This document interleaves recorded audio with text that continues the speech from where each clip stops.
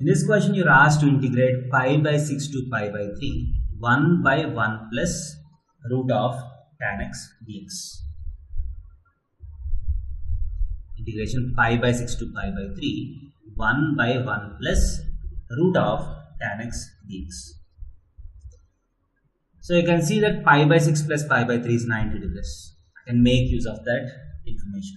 So let I is equal to integration pi by 6 to pi by 3, 1 by 1 plus root of tan x dx. So I is also equal to integration pi by 6 to pi by 3. So I can put in the place of x a plus b minus x, that is 90 minus x.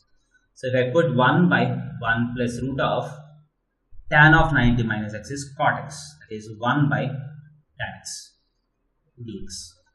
That is equal to integration pi by 6 to pi by 3. So this root of tan x goes up. So root of tan x by 1 plus root of tan x dx.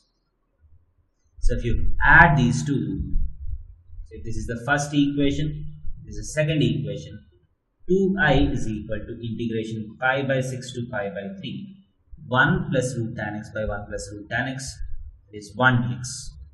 That is equal to pi by 3 minus pi by 6.